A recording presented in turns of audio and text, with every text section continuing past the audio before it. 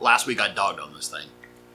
Now I'm going to tell you some of the few reasons why this is actually pretty freaking amazing as a filtration option, the internal canister. Hello everyone, this is Bentley, and today we're back with our internal canister filter. Now again, this isn't the only one. There's lots of different designs. Some are round, some have multiple outlets, some have one outlet, some have like a thinner, broader thing, whatever. Okay, this is just my prop, the one I do own. But we're going to talk about the positives of this thing and where this little guy can crush some of the other power filtration that's out there for very specific purposes. So you might be wondering, like, okay, Bentley, you talked about limited biocapacity, it's got a narrow jet of water, blah, blah, blah last week. How can you possibly say that this thing is great? We talked about the box filter last time as our last filter, and how that can be the king of water polishing when it comes to air-driven filtration. This is the king of power. And you can use like a power head with a small DIY box filter and do basically the same thing. But that would be using a power head and thus kind of basically doing the same thing as what this is. This is basically just a gussied up power head with a tray system built in a big box. Okay? That's really all these things are. To say much more than that is kind of silly. But if you take one of these and you're using it in conjunction with other things, or maybe some like medicine or something like that, this is where this can shine. And let me explain.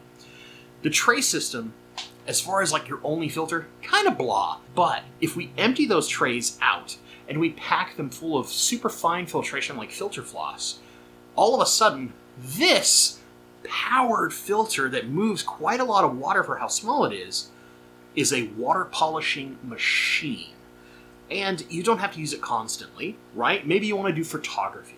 You could have one of these around to plug in any given tank, let it run for a day, and you're going to have incredible crystal clear water, and it's going to be perfect for doing photography of your fish. Maybe you want to film something. This is a little powerhouse that if you pack it with a bunch of filter floss is all of a sudden going to turbo clean your water.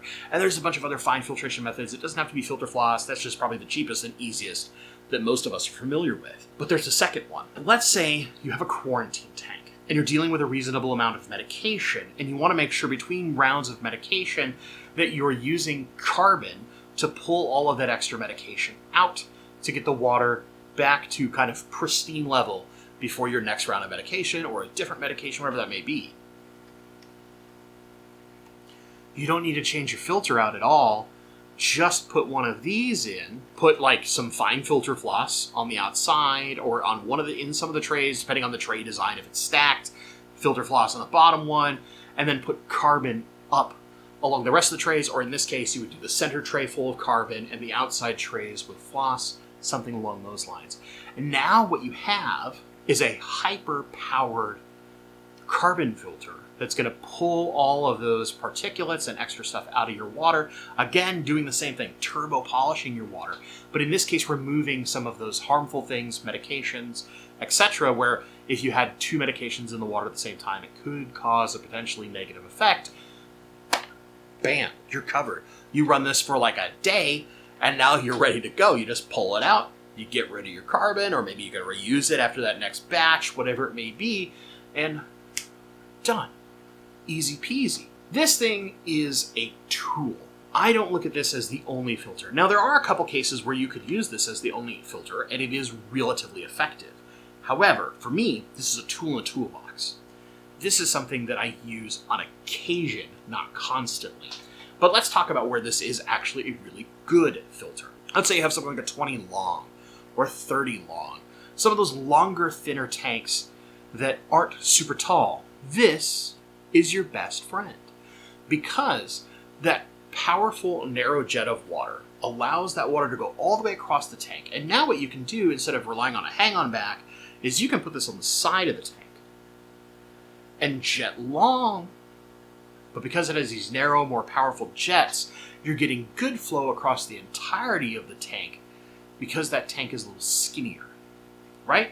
Or you can create interesting angular flows. So if you want a like pseudo river thing going on, but you want to filter in the corner, there are some that have like adjustable jets. So you could literally point it to go corner to corner on your tank instead of front to back or side to side, and now you're creating this strong jet of flow that's going to move the rest of the water around, but still have good, calmer spots for your fish to chill if they need that. But for fish that love sitting in flow, rainbow fish as an example, this can create a really strong flow. There's a great example of that in an actual rainbow fish tank designed by MD Fish Tanks, where he used a fairly good internal canister filter as his only filtration method. And realistically, it's actually not the filtration method. The plants are doing the work. This is just there to move water. And you can do a similar thing with a power head. But in this case, this allows you to add a little bit of filtration media. Maybe you're doing something else, whether it's water polishing or something like that, and let something else like a heavily planted tank like this do all the work with the plants. And this is really just there to distribute your water. And because of how this functions, it actually can work really well with CO2, because you could have your CO2 outlet beside one of the sides of this, or potentially down between the jets or under a jet if it's a single jet style. And that will help distribute your CO2 throughout the tank relatively effectively, because that narrow, powerful jet pushes it further, right? So it's going to move through more of the water column in general, instead of being more isolated like it would be if it was like front to back, or dealing with something like a lower flow rate like an air-powered filter. My final positive for this thing is simple. If you want less equipment on your floor, you're trying to do racking systems and things like that, but you want something powerful that will recover from power outage basically without question. This, because it's in the water, you don't have to worry about it redriving suction. It just gets power and it's on and it's going.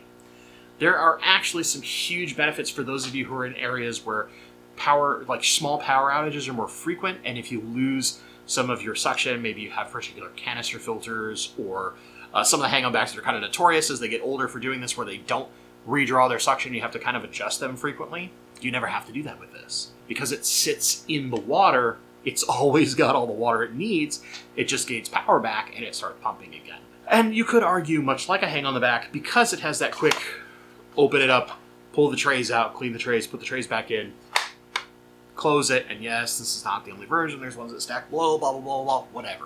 Because they are relatively simple and fast to maintain, it means that unlike something like a larger canister filter, or full cleaning a big, thick sponge filter, something like that, cleaning these is actually relatively fast and easy. And this is kind of, in a way, the powered version of the box filter, in the sense that you could just fill it with filter floss, use it almost purely as a mechanical filter, and worry about a primary amount of your biological filtration being the surfaces like your gravel and your plants and things like that in the rest of your tank.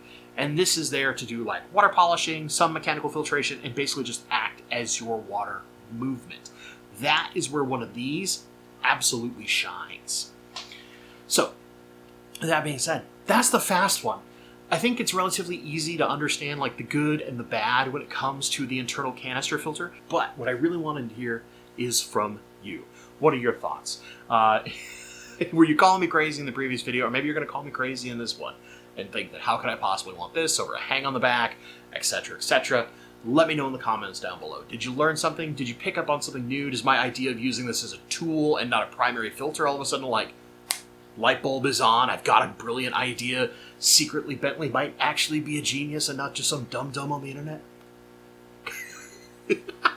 I would love to hear from you down below. If you enjoyed this video, please give it a like. Consider maybe sharing it if you've got a friend who's like looking at an internal canister filter, or maybe they don't know why they would use that versus this, whatever that may be. Help your friends out. And maybe help out your fellow YouTuber too. As always, my friends, thank you so much for watching. And stay awesome.